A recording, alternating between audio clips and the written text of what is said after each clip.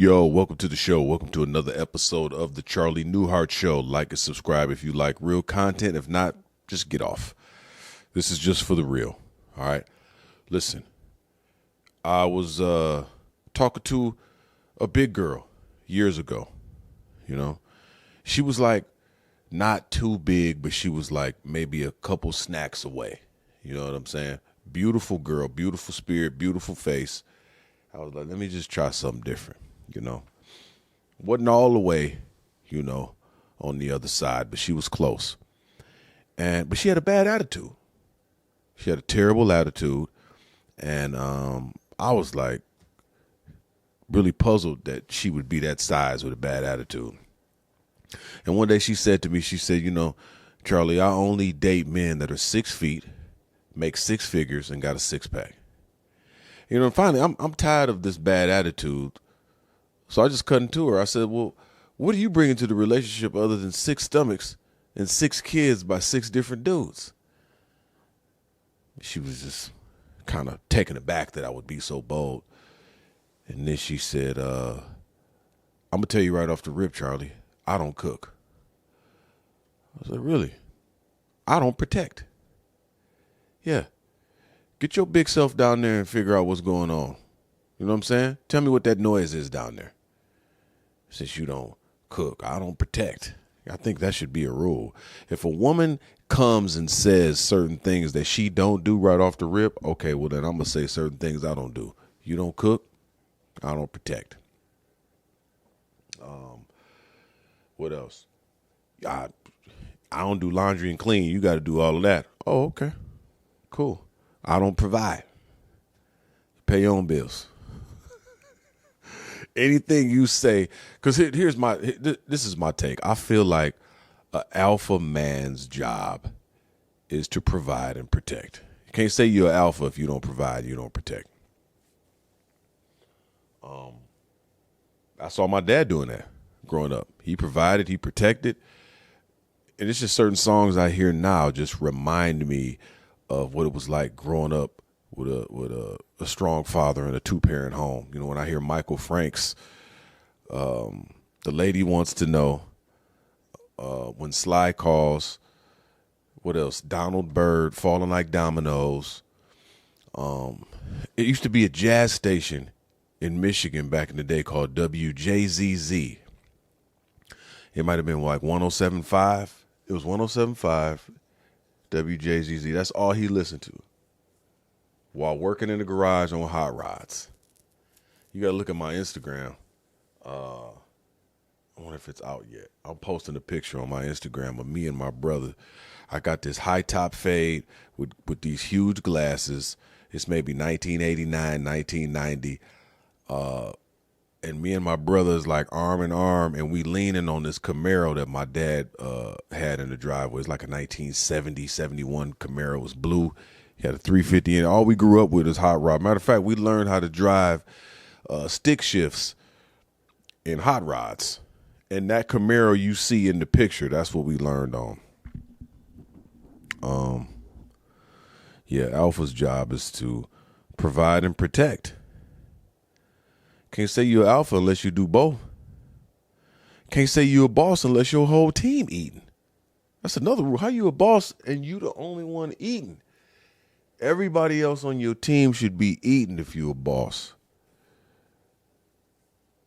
Similarly, in your household, you can't walk around saying, first of all, people who say they're alpha all the time normally aren't alphas. I mean, if you say it every now and then, that's understandable. I'm alpha. Okay, do you provide? Do you protect? And an alpha attitude is not just providing and protecting your home. Do you provide and protect your team, the people around you, the people who believe in you?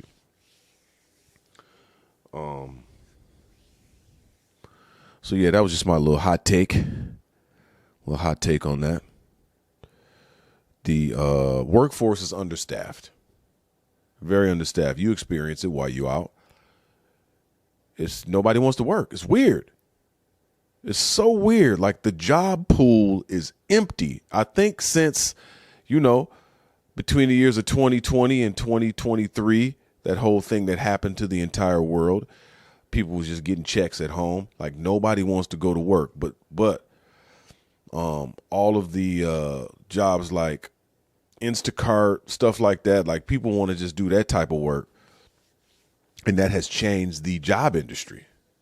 You know, people don't want to deliver pizzas no more for, you know, like Little Caesars or work at Starbucks, or like these jobs are very difficult. Like McDonald's, that's why a lot of these jobs are going automated. You know what I'm saying? I was at Walmart the other day and it was like no cashiers. It was just all automated system and people watching you to make sure that you bag your own groceries, which I'm not a fan of. After I grocery shop, all I want to do is set my stuff on the conveyor belt and let the cashier do the work. I don't want to shop, then work and bag my own stuff. I don't want to do it. I don't want to do it. But these places of business are forced to do it because nobody wants to come to work. Nobody want to work. So I noticed that even down to the long lines in places, the wait it takes to get things done now is so outrageous because nobody comes to work and everybody's overworked, understaffed, and the long lines is getting on my nerves. So what I noticed is that some businesses now, because of the, understaffed workforce, some businesses are starting to hire special needs people. You know, so I was kind of on the fence about it at first. And I walked in the bank one day and I saw a security guard in a wheelchair. So I'm thinking like, okay, who's this guy going to protect? First off.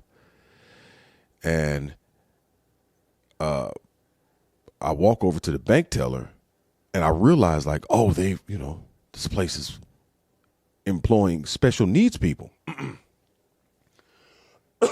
And there was no line in the bank, which I was just excited about. Like, wow, there's no lines. I just walked right up to the bank teller. And I was like, I'd like to make a withdrawal. And she was like, I said, yeah, I'd like to get it out of my checking account. And then she said, I was like, wow, interest rates, right? Crazy. And it was just a great exchange. And then right at the end, when I got my money, she was like, I was like, yeah, Michigan traffic, I know, crazy. But I walked out of there. I had the greatest experience of my life. So I'm all for places that are hiring special needs people. You know what I'm saying? If I come into your place of business now and your security guard is not in a wheelchair, I'm probably going to walk out. Because I'd rather go into this place of business that hires special needs people and get great service, fast service, as opposed to dealing with these regular places that got bad attitudes and nobody wants to work in long lines. I'm all for special needs establishments. Establishments that are hiring special needs people. I'm all for it. So shout out to security people in wheelchairs. You know what I'm saying? I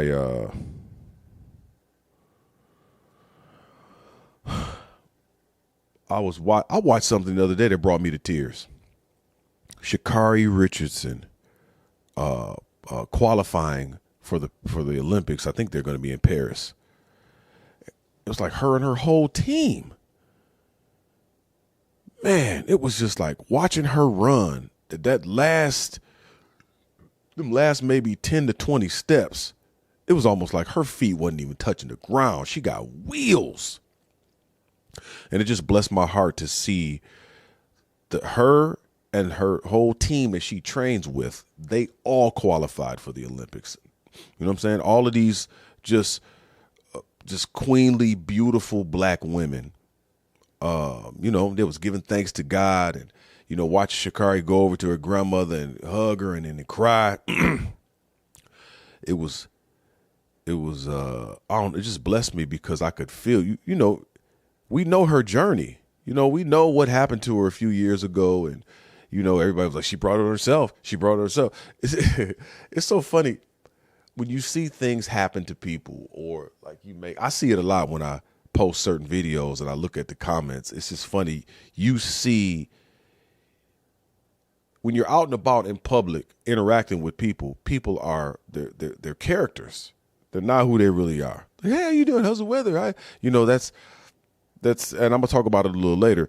It's almost like a movie script, and the characters that people play. So America in general, being out in public, there's a script that's written, and people are performing based on that script. But when they're not on camera, aka not in public, and they home in the comfort of their own homes, that's when you really see, when people not in character, the things that they say. I could read it in the comments, the stuff that people say, like, well, your son he went to prison. It's your fault. It's funny to me. I just agree with him. Like, yeah, you're right. Yeah, it's your fault. If you were a good dad, if you were this, you were that. You know what I mean? People I know whose kids took chances, even though they didn't. They was like trust fund kids. I look at like Tim Allen when he was in college. Tim Allen got caught with pounds and did time in the 70s. And this is, he's a comedian now, TV show, blah, blah, blah. But it's like, you can't stop the chances your kids take. Sometimes they got their own journey. Like, I took some crazy chances. I grew up in a 2-parent loving home. Both my parents, you know what I'm saying? I still took chances to get the money because I went through a trauma at 15 that, cancer, 2 surgeries, 8 months of chemo. I didn't think I was going to live to be 30, so I was taking all the chances in the world. My parents was looking at me like, we didn't raise you like this. We raised you in the church, present father. So a lot of people, sometimes people, non-black people, when they see black people get into trouble, they have all these assumptions because his father wasn't around. That's what it was. Because, you guys just weren't making enough money to get into a better environment. It was just the judgment code is hilarious, but it don't even make me mad no more because really it just shows who your true character is. When you're out in public, you grinning and skinning and, hey, how's the weather? That's not who you really are. Who you really are is in them comments. Just watch. I know y'all read these posts, but really read the post, and that's who people really are. They ain't who you are. They ain't who they are when you're talking to them in person. You know what I'm saying? So I'm saying all that to say everybody had a lot to say about Sha'Carri Richardson when she had the fall, the setback, blah, blah, blah. But just to watch her shine and overcome, it just blesses me. I love when people got to eat their words. I love when I feel like it's really like a sad, you got to be depressed or have some type of mental illness if your character is always accusing people and pointing fingers. It's really a reflection of who that person is. Maybe that's what they're doing to themselves. But when I see people that are very accusatory and attacking and don't take accountability for their own actions, to me, that signals some type of mental illness because only like a weirdo would. Their whole character and demeanor is pointing fingers at everybody else and telling you what you're doing wrong. And the reason that is, and the reason that I don't have that type of energy. Or maybe it's just, you don't have any goals. I've got goals wrote down that I'm trying to accomplish. I've accomplished several. I'm grateful for that, but I got more I'm trying to reach. I'm too busy focusing on God and my goals as opposed to what your shortcomings are and how you missed it. And then to take the time to type it, like that just shows there's a fabric of society that really hates themselves. Unwarranted, unsolicited advice. But I'm kind of grateful for the internet because really the internet has exposed the skeletal system of this world, specifically the United States. Specifically the United States, because we operate in this caste system in the United States that we think is racism. But really, like, I've been reading this book and I just cannot put it down. There's an invisible system in place in the United States. We think it's just all white people hate black people, but nah, there's a hierarchy system in the United States. I want to read it. A caste system is an artificial construction of fixed and embedded ranking of human value that sets the presumed supremacy of one group against the presumed inferiority of other groups on the basis of ancestry and often immutable traits. Traits that would be neutral in the abstract, but are ascribed life and death meaning in a hierarchy favoring the dominant caste whose forebears designed it. A caste system uses rigid, often arbitrary boundaries to keep the ranked groupings apart, distinct from one another, and in their assigned places. Caste can be seen as a universal form of human division that could be applied to many hierarchies in the world. The tragically accelerated, chilling, and officially vanquished caste system of Nazi Germany, and the lingering millennial-long caste system of India. Each version relied on stigmatizing those deemed inferior to justify the dehumanization necessary to keep the lowest ranked people at the bottom and to rationalize the protocols of enforcement. A caste system endures because it is often justified as divine will, originating from sacred text or the presumed laws of nature, reinforced throughout the culture and passed down through the generations. As we go about our daily lives, caste is the wordless usher in a darkened theater, flashlight cast down in the aisles, guiding us to our assigned seats for a performance. That's what we experience in every day in this world. It's a performance. It's a performance, and we're operating in a system that has been created long before we even arrived. You think about when slave ships touched down. And first of all, slavery ended not too long ago. 159 years ago is not too long ago. And I make this argument all the time. When we arrived here as slaves, we were seen as property, not people. So the argument of, Irish people were slaves too. And so were such and such. Okay, you arrive. I'm talking about here in America. If you arrived here from Ireland as an indentured servant, indenture means there was a contract between two parties. And when your debt was paid, you were free because you were considered a person as an indentured servant. A slave, an African slave, was considered property and to be owned. Like you could gift a slave to somebody, a black slave to somebody for their wedding. You see nothing like that with these Irish indentured servants, because if you committed a crime in Ireland, you were sent. You could either do whatever year and 2 years, 5 years in prison, whatever it was in Ireland or Britain or whatever, or you had an option to go to the colonies and work off your debt. But once your debt was worked off, you were free. Like nobody was, for a wedding gift in America in 1780 or 1800, giving away an Irish indentured servant to somebody else as a wedding gift. Like when you go to the doctor, right? When you go to the doctor and before you get a checkup, you asked about your history, your health history. Does your family have a history of cancer? Does your family have a history of high blood pressure? Tell me about your history. Have you had any surgeries?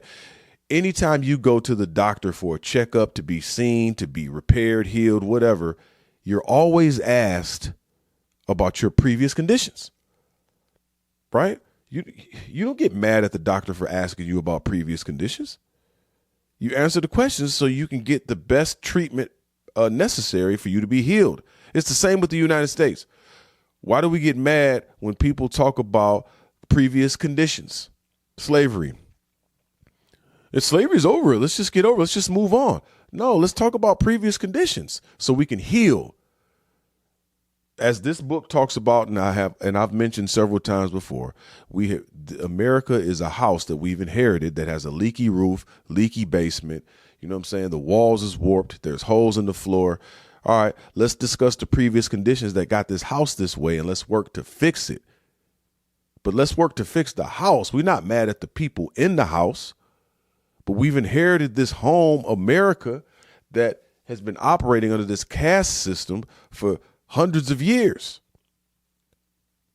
And it's a hierarchy based on how you look. Just think about it if it was like based on tall or short people. if the system was tall people get to be treated a certain way, short people get to be treated a certain way. Tall people will lord over the short people, or vice versa. And it was all based on your height. You walk in a room, you short or you tall or whatever, you get preferential treatment based on how you. That's just as absurd as getting certain treatment based on your skin tone. It was a caste system in Nazi Germany. And the thing about it is the JEWS and Nazis looked exactly the same. And it was still a caste system of hierarchy. One is better than the other, with two people that looked exactly alike. You can't claim racism in that state. It was just a terrible caste system. And unfortunately, HITLER learned that system of eugenics from Kellogg and J.P. Morgan and all the millionaires and billionaires in the United States who at the time just decided, you know what? There's just too many resources. There's not enough resources and too many people. And there's certain people that don't deserve these resources. Let's start sterilizing people or unaliving them. And they had a whole system called eugenics set up. And that's where your man's HITLER, short mustache, that's where he learned his whole system that he took over to Germany and implemented that with people that looked exactly like it was the same. He didn't pick a darker skinned group of people to subjugate. It was people that looked exactly like them. And that's a caste system. And it's the same over in India with the Dalits. Man, you gotta read this book. I'm learning so much. And ultimately, that's why I love Dr. Claude Anderson's book, Black Labor, White Wealth. He details certain ways that we can overcome as people. You know, number one, it needs to be ownership. I mean, you can't take the land from Native Americans, have African Americans build on that land, make you rich. You buy up all the land. You buy up 99% of everything. And then after everything ends, say, okay, slavery's over. Everything's over. Guys, go back to normal. You own everything. So I feel like one of the ways that we can rectify some of these wrongs is we need to own some land. We need to own some land. Ownership. Owning the land. And just think about how many. So if we talk about previous conditions, I'm not mad at nobody, but if we talk about previous conditions, there are a lot of black families who had, you know, wealthy uncles, you know, they were wealthy farmers, wealthy landowners, uncles, great uncles, granddads, whatever, great grandads. They worked and built all this wealth. And then somewhere along the line, it was just taken from them. So their families weren't able to reap the benefits of hard work from great uncle Jojo. You know what I'm saying? Or it might have been great uncle Cleophas. So here's an example. If we talk about previous conditions, you got a black farmer who works his land with his family, and becomes very wealthy from his crops, right? And he's got 10 kids. When he passes away, one of his kids or all of them or some of them could take over the farm, right? This $1 million business, let's call it that. It's a multi-million-dollar business he can pass to his family. Then you got some people in the neighborhood, some white people that are upset that this farm is doing numbers. So they'll call the government, they'll call the police, they'll call somebody, and they'll trump up a whole plan. And eventually a government official goes over to the property, pulls a crop and says, you know what, this is rare. This is so rare that actually the government is going to have to seize this, because now this is like some type of special land and you shouldn't have this crop on your land. And that property was taken from Cleophas. Now he done worked his land for 30 years. He can't give it to his kids. You know how many stories like that are incredibly common where wealth was not able to be passed down to the next generation. Because really, some of these people in the comments that just don't understand our world sometimes have inherited resources, wealth and resources that was built from generations previous to them. That didn't have nothing to do with them. Like, I know some people, I know some non-black people that when they turned 25, they got, $10,000 from their granddad. And when they turned 35, it was another 40,000. Like, it was like a trust fund set up for different stages of their life. Okay, at 18, they're going to college, they got 50 grand. Then at 25, they got another 50,000. You know what I'm saying? And then at 40, they got another $25,000. So when you have that type of head start, there's a book by Thomas Shapiro called The Hidden Cost of Being African American. He's like he's a white dude. I don't know what his ethnicity is, but do I have it over here somewhere? Yeah, The Hidden Cost of Being African American. And the subtitle is How Wealth Perpetuates Inequality. So if you have the ability to, if you've bought up everything and you've set up trust funds for your children, generation to generation to generation, those children have a head start over the people whose family was not able to set up generational wealth. Because really, it's a lot of generational wealth circulating. And, when Nigerians and Africans come here, sometimes they get mad at us. Like, why are y'all so lazy? Why y'all don't have money? Why y'all don't do this? Why y'all don't do that? And it was like, there's no black people in Africa. There's no caste system in Africa. There's no black people in Africa because there's nations, there's tribes, there's, you Congo in Africa, you Nigerian in Africa. There's no black people. Black people is a social construct that was created here in America, black, white, where you were like, it was really genius how they did it. You know what I'm saying? When you came here from Europe as Irish, from Ireland, once you arrived here, you weren't Irish, you were white. All right. I am a high-powered attorney, and I only represent billionaires. My time is valuable. I will answer 2 questions, and then I'm out of here. Go ahead. Pete Masterson, LA Times. I understand you represent a lot of NFL owners. How do you feel about the outcry of lack of black owners and black coaches in the NFL? We are going to allow African Americans to sing and dance at halftime. That's it. There's going to be no African American owners and very few African American coaches. All right. That's it. I mean, they should be happy they dancing at halftime. Next question. Asian billionaire Edward Ho recently passed away, and his family is fighting over the estate. Anything you can tell us about that? Let them hoes fight. Yeah, I had to grab the book. It's Thomas Shapiro, The Hidden Cost of Being African American. I saw a white dude reading this book on a flight like 15 years ago. This book is dope. I was trying to see if I highlighted anything in here. But this is a good book to read. And there's a video that's circulating online from years ago. And it's a bunch of athletes. I think it's a football team, high school football team somewhere. It's a white coach standing in front of maybe 50 kids, white, black.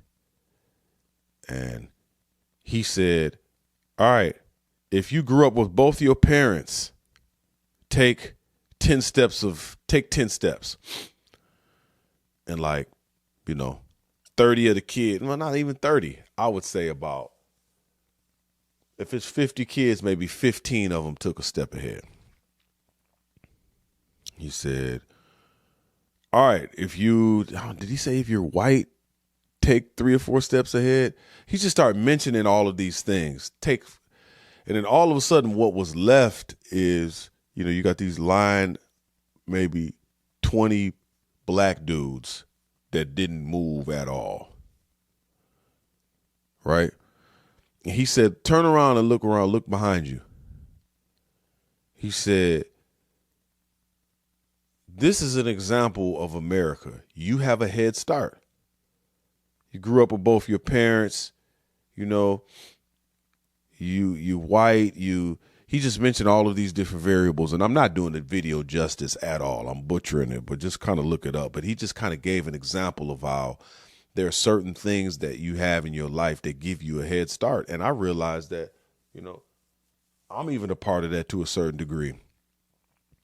Even though it's a caste system in the United States, and it's just, you know, when I walk in a room, especially me, I'm 6'3", 225. I've experienced I can see the fear in people sometimes with how they behave, like, oh my God, what's going on? But I just feel like, you know, I want to read something out of this book. I grew up with both my parents, is my point. And a very present, loving, God-fearing father. So I kind of got a head start even in some relationships and friendships, because like men who do not grow up with a strong, present, loving father, if they don't do the self-work and read, get a great relationship with God, and just all these different type of things, like they're very sensitive, estrogen-laced type men. You know what I mean? And I heard Eric Thomas say this. Eric Thomas is an exceptional pastor, motivational speaker. He said he got into an argument with one of his friends. And then right after the argument, his friend was like, all right, let's go get something to eat. And Eric Thomas said, he was like, no, I'm mad, man. I don't want to go get nothing to eat. I'm mad. I don't want to talk to you right now for a long time. And he said it took him a while to do the self-work and ask God to heal him, because he didn't grow up with his father. So he was handling relationships like a woman. He was handling relationships and friendships kind of like in a feminine type way. Like, oh, I'm offended, I don't want to talk to you now. Like, but if he had an example of how a real man handles conflict and handles certain situations, that example would have been in him already. He said it just took him a while. He said, I had to read some books. I had to get some healing. And I'm not saying that's all men that was raised without a father, but it's like a large percentage of men who was raised by their mom, and women are emotional. Women fly off the handle. And, you know, I ain't talking to you for 3 weeks, but what is like my dad, I would see him get into conflicts with people, and it's like they have a conversation about it. They work it out, and it's like, all right, let's go fishing. All right, let's go work it out. Like, I'm a man. I'm not about to walk around mad at you for 6 weeks. I ain't talking to you no more. I'm blocking you. Like, that's not man behavior. So I'm saying that to say, I realize I kind of have a head start in certain situations. Like I still have, and my dad's still around. He's 72. Him and my mom been married for 50 years. I had an example, and I still took some crazy chances because I had a trauma at a very young age, but like I have an advantage in this world. And I realized that most of my friendships that didn't work out, most of the relationships that didn't work out, is they did not have a dynamic that I had growing up. They didn't have two parents, or they may have a mom. They may have had a mom and a dad in the house, but maybe the dad was on drugs, wasn't present. You know, and I'm not mad at these families or these people, because when I heard Eric Thomas, what he said is that I did some self-work to heal so that I could be that type of man that could handle conflict and not walk around all upset and offended and holding grudges. Like, a real man don't hold no grudge, bro. To me, now it's okay to have some righteous anger, to be upset, to be driven about something. But for me, I can't even remember the last time I don't think I ever have, holding a grudge against another man for years and years. And when I hear that, man, I'm just cringing. Like I don't have that kind of energy. So I got a bit of a head start. I'll say that. I want to read some of these quotes out of this book, because this is what caste is. So I've said it a lot. We think we're dealing with racism in the United States. What we're actually dealing with is casteism. And caste is the granting or withholding of respect, status, honor, attention, privileges, resources, benefit of the doubt, and human kindness to someone on the basis of their perceived rank or standing in the hierarchy. So it's a hierarchical system. It's the haves and the have-nots. And this system was created and certain people were placed in those systems. Okay, the haves are going to be called white. No matter what European descent you come from Ireland, you come from Britain, you come from Italy, whatever. When you get here, you're not those things. You're white. And now there's no black people in Africa. There's, Congolese, Nigerian, blah, blah, blah. That's what you are in Africa. But when you get brought here on the ship, you won't be that no more. You're not Congo. You're black. We're going to rename you. So it was this renaming of people when they came here to the United States from the other countries. Which is, I don't know if that's ever been done anywhere else. It was really a very crafty, constructed system. You come from other places and your ethnicity, you're not that anymore. We're going to rename you. We're going to rename you to place you in these rankings. You're from Italy. Yeah, you're white. Ireland, you're white. You're Congo, from Nigeria. You're not that anymore. You're black. White, black. And now that we've placed you, we've renamed you. Now we're going to put you in certain places. Okay, you're going to be at the bottom ring. You're black. You're from Congo. You're black. You're here. You're not there. You're here. You're white. Oh, yeah, you're here. And now we're going to do movies like Birth of a Nation by D.W. Griffith, I think his name is. We're going to show propaganda of how this group of people that we've just called black, this group of people, they're going to do horrible things to you. They're terrible people. They'll unalive you. They'll take advantage of you sexually. They need to be contained. This group of bad people that we brought here and renamed black. You got to watch out for them. And this hierarchical group is looking down at them like, man, all we want them to do is just take care of the land, mop, do all that kind of stuff. But don't be around us. Just stay over there. And the movie showed these people, this group of people, the blacks, just decided one day they was just going to start attacking all white people. And there was a group of saviors who came to help the white people in the dominant class. And it was the KKK in white hoods in this movie. And the president at the time praised the movie. And then you got to think there was no internet, no TV. You know what I'm saying? I think radio was kind of popping, but you got very limited outlets for entertainment. People read the newspaper every day for news. But now you got this movie that's sweeping the nation and nobody else has any other ways of entertainment. So you got the whole world looks at this movie and that's what shapes their perception of these people in this class. And that's what I'm talking about previous conditions. This is what it's going to take for us to repair this house of America that with the leaky roof and the basement that's flooding is that we got to look at these previous conditions like that's sick.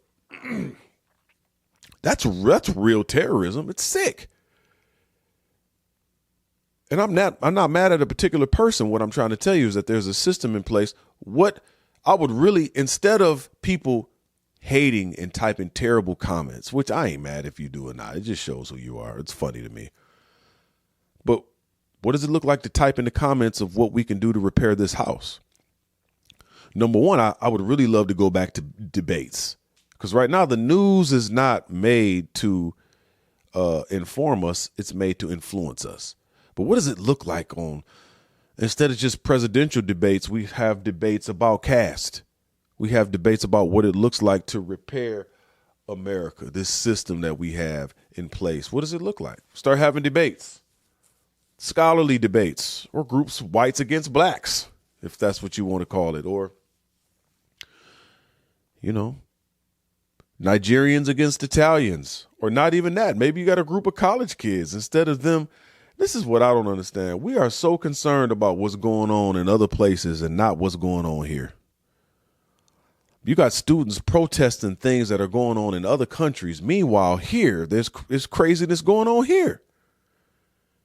For you to drive past, 20 prisons to go to college to protest something that's happening thousands of miles away when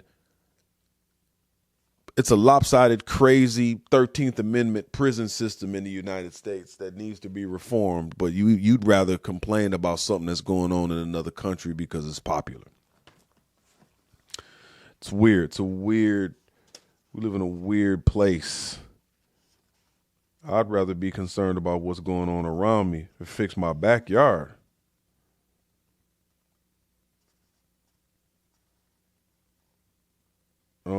Here it is.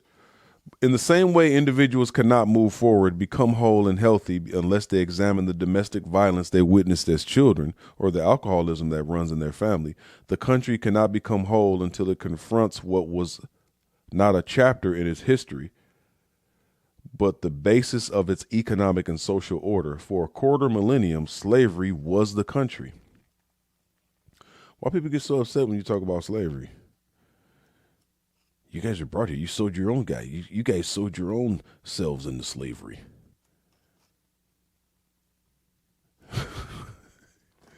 You did that to yourselves, man. Your own people sold you guys over here, man.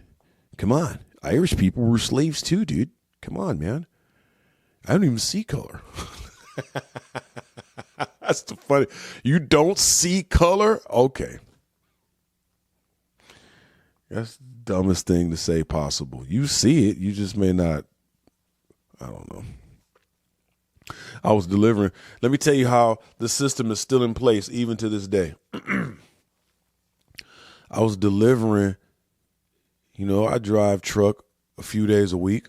48-foot trailer loaded up with stuff, frozen food, dry goods, delivered to all the Starbucks. So I'm delivering to a Starbucks in Saginaw last week. And this was a very weird day. So I'm delivering to the Starbucks, walking off the truck, me and my helper, both of us black dudes, car rides by, and they just yelling N-word, get your black A out of here, blah, blah, blah, all type of crazy stuff driving by. And I'm like, why don't you just stop and get out? And say that to my face. Like, bring that energy here. And the whole night I'm looking around like, man, I hope they come back. Why don't they hop out? And I'm ready. But that's the type of stuff that we deal with. Even now. Because it's a system. It's a system in place. And they probably learned that from their grandparents or their parents and blah, blah, blah. But it's like, that's the system that's in place. And I'm not even mad at the people. They're just part of the system. You know what I'm saying?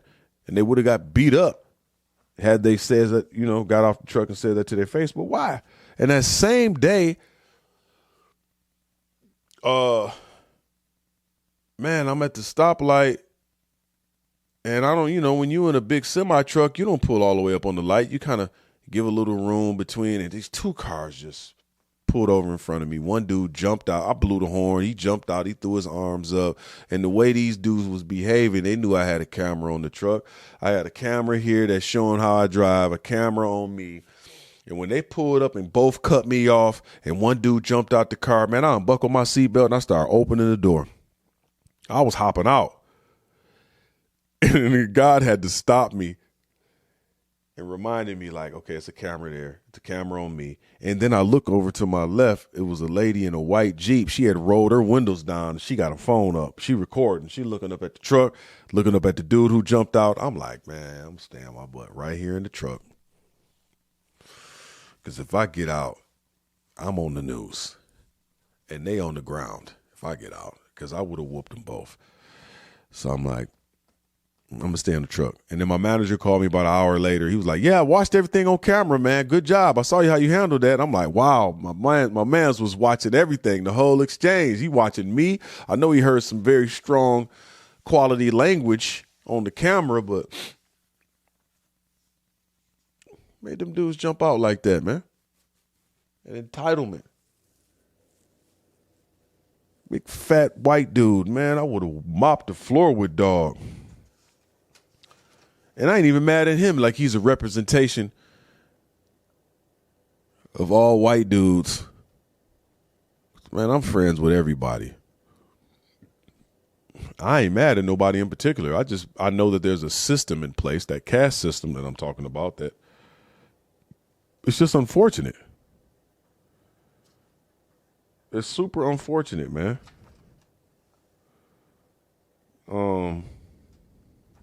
But yeah, check this book out. Cast. It's dope. And even this one, The Hidden Cost of Being African American. And shoot me some ideas. Like, what are some things that we can do to repair the house? I think one of the things we really need to do is because first off, our current president was part of the 94 crime bill. He was a part of signing to put into order mass incarceration, right? So, which means if you got caught with a small amount of certain types of drugs, you got like these mandatory minimums of 5, 10, 20 years, even if it was your first offense. So it's like the prison population started to just go crazy. And then people started making money. If you watch 13th on Netflix, that's a really good place to start if you want to start making suggestions about what it takes to build this house. Because this house, prison reform is one way. Because we put the American government, okay, true enough, people made choices. You made choices. Oh, okay, I get it. You made choices. Right.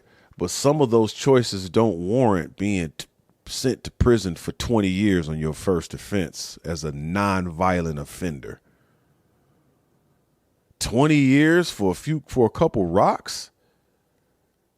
So the American government criminalized a drug like crack was criminalized. If you took it, if you were a woman and you had a baby and you were addicted to crack, after you had the baby, they would arrest you.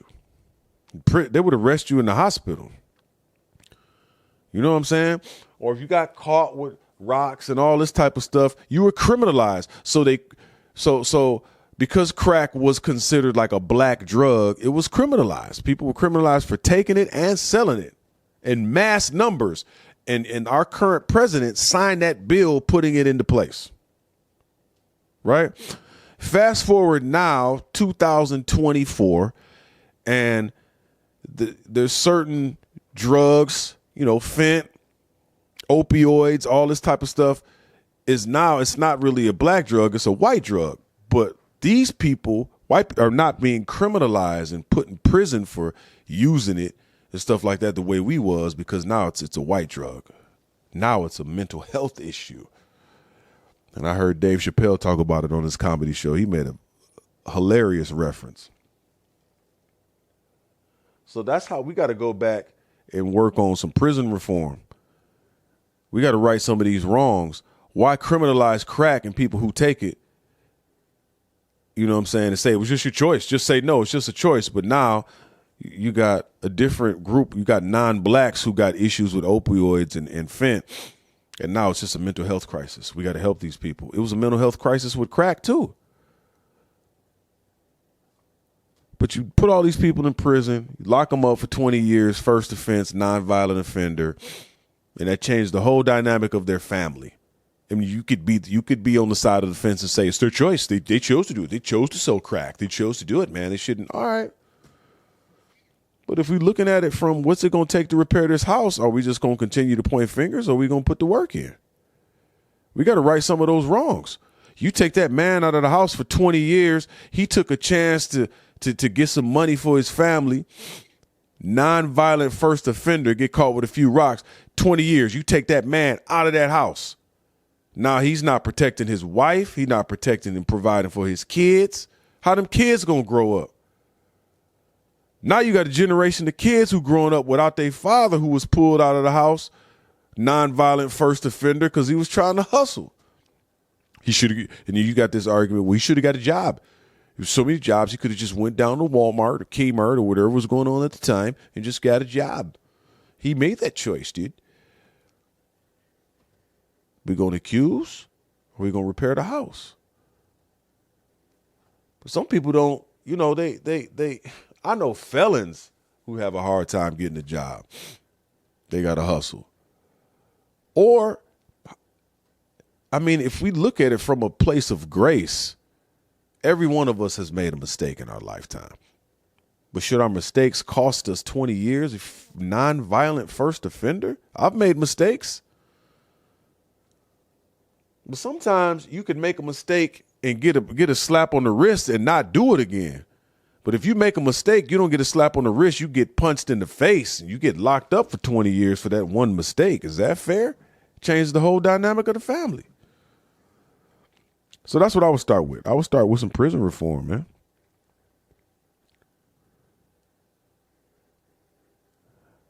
Because some of us have just went through trauma. Trauma changes you. And trauma makes you make some decisions you probably wouldn't have made. Being black in America is traumatic in and of itself. You know how many times? I almost crap my pants even now when the police do a U-turn and get behind me. Am I going to make it out of this traffic stop? That's something some of y'all can't even relate to. You know what I'm saying? I can't say half the stuff that some white dudes say to the police. I pay your salary. What are you pulling me over for, man? I pay your salary. Where's your badge? They get out the car, negotiate. What'd you pull me over for? No, you cut those sirens off. No, I'm not getting back in my car. Man, I do that. They're going to stomp the crap out of me, dog. My dad had to train. Think about it. Some of y'all didn't have to train your kids to behave a certain way in this world, the way my dad had to train me and my brother. Here's a conversation he had with us when we first started driving. He said, listen, don't drive with do-rags on and a bunch of Negroes in the car with you because you're going to get pulled over. Take your do-rag off in the car. He said also, when you get pulled over, he said, before that police officer gets to the driver's side of your car, put your wallet on the dashboard and your insurance, all your paperwork, insurance and registration, and have your hands on the wheel when that man pulls up with your seatbelt on, window down. Don't give him no reason to shoot you, Charlie. This is what my dad had to train his sons on. He had to train his black sons on survival in the United States. When's the last time a white dude had to train his son and give him that conversation? Surviving a traffic stop. That's conversation that black fathers have to have with their sons. You know what I'm saying? So we experience certain traumas in this world. We got certain training the way we got to operate in this world. So when you experience traumas, it changes you. You get pulled over by the police and you get pulled out the car and beat up. Or you not only get pulled out the car, you get pulled over and you get questioned and offended. What are you doing driving a car like this? What you got in the car? Anything to smoke? Anything to drink? You got some 40s in here, bro? I've heard it all. So, my dad, trauma changes us. So, I had cancer when I was 15. 2 surgeries. I talk about it all the time, but God healed me and I'm grateful. 2 surgeries, 8 months of chemo. God healed me. But when I came out of that trauma, I didn't think I was going to live to be 30. So it's like, I'm about to just take some chances. And it's a lot of black men who have experienced trauma. Poverty is a trauma. Let's just say you that child in the home where your dad got pulled out and for 20 years as a non-violent first offender, and you grew up without a father, and your mom was struggling to pay bills. That's a trauma. You experience that trauma 7, 8 years old. You grow up with like not really caring, and so you also taking chances, and the cycle repeats itself. So when people haven't been involved with a trauma, they may not have the best decision-making skills until they heal. My son was in my arms the day I got shot. He was 2 years old. His mom shot me. He watched his mom go to prison. Then his mom gets out of prison, don't want nothing to do with him.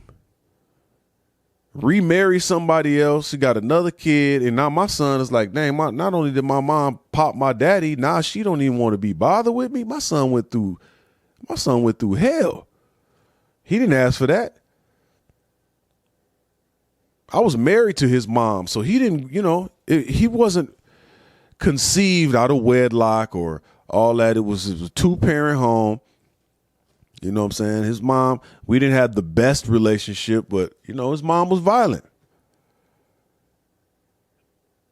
So he grew up with a trauma. So then, now he's locked up. He got a year left. He made some choices, but it's like, I understand why he made the choices that he made, because I also went through a trauma. It just wasn't no cameras around when I was doing what I was doing. He made some choices. He got to live with it. But it's funny when you jump in the comments. I made a comment about how it was a Tyndall Rec Center on 7 Mile.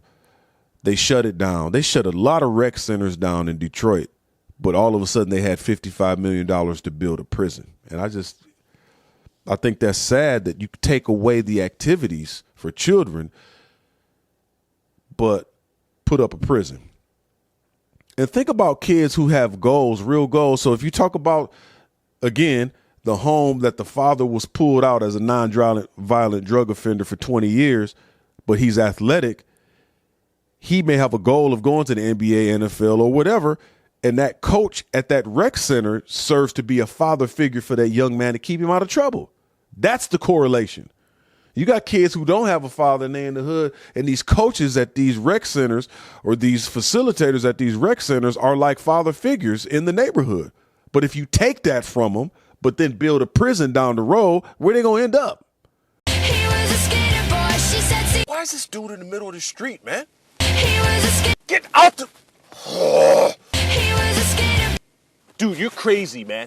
Skate is life, all right? Skate or die. I'm out here skating, minding my business, and you're driving your car all up on me, man. There's plenty of space for me to skate and do my thing. If you got a problem with it, get out of the car and let's have a fair one. Let's go right now. What, do you want some? Oh, man. If your kids have went through any type of trauma, like my son was in my arms the day I got shot, and his mom tried to unalive me. He was 2 years old, and she, went to prison, got out, remarried, moved to Atlanta. She didn't want nothing to do with him, so he went through a trauma. So he made certain choices as he grew older. He felt abandoned by his mom. He watched her do something violent, blah, blah, blah. And I didn't have the wherewithal at the time to put him in therapy right after she popped me, and that's one regret that I have. I wish I would have did that. But black people, we was like, therapy? Just take him to church. And I had him in church every Sunday. I was involved in every part of his life. You know what I'm saying? Putting him on the basketball team, football team. I was going up to his school, volunteering at his school, sitting down doing homework. I was a hands-on dad with him the entire time, pouring love on him. He still made those choices. No matter how much love I gave him, he still wanted the love from his mom. And he did everything he could to try to search for it any kind of way possible. And I love him, and I understand what he did, why he did what he did. He went through a trauma. So if you got children that go through any type of trauma, please take them and put them in therapy. It's one thing I wish I would have did with my son. And he going to be fine. You know how many people I know did 10, 15 years, 7 years, 5 years, 3 years, whatever. They got out. It was just part of their journey. They got out. They're upstanding citizens now. It was a part of their journey. It was one thing they needed to help get them on track. So I ain't beating myself up as his father. I did the best that I could do. I know plenty of people come from two-parent homes, loving homes, still made some wild choices. I was one of them. But, this system of caste, I want y'all to read these books, Caste and The Hidden Cost of Being African American. Excellent books. Type in the chat what it looks like for us to repair this old house.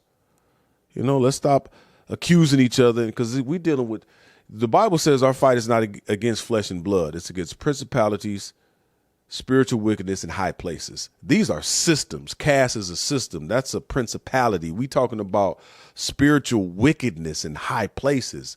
So our issue ain't with people. So if we, as black people, if you looking at all white people like they're the problem, there's something wrong with you, dog. And if white people looking at all black people like you guys are the problem, you're lazy, something wrong with you. We pointing fingers at each other. We really need to be, it's the system that's in place. Our fight is not against flesh and blood. Spirituality, spiritual wickedness and principalities in high places. Caste. This stuff is high places. So let's work on what it looks like. What does it look like for us to repair? Let's start having those discussions. Let's start praying, because prayer is what changes things, man. For real. I'm gonna pray now on the way out. God, we love you. Thank you for this day. Please forgive us of our sins. Help us to be more like you. We thank you and praise you for grace and mercy. We thank you that people are getting saved, lives are being changed. I just pray for this nation, God. Pray for this nation. I pray for everybody on this podcast. Please help them. We can't do nothing without you. Psalms 24 says the earth is the Lord's and the fullness thereof, the world and they who dwell therein. You make a clear distinction between earth and worlds, God. We live and walk on the earth, but there are certain worlds at place right now, even down to this caste system, Lord God. And what does it look like to heal some of the ravages of what happened in the past of this country? And how can we unite? Please help us. Please show us. Pray for everybody, Lord God, and all the ministers and pastors in the body of Christ, all of our leaders in this world. I pray for them, Lord God. We just ask for help. And I pray that people turn their hearts to you. I thank you for your blessings, Lord God, in Jesus' name. Amen. Hey, man, check out my website, iamcharlienewhart.com. I love y'all because I love myself.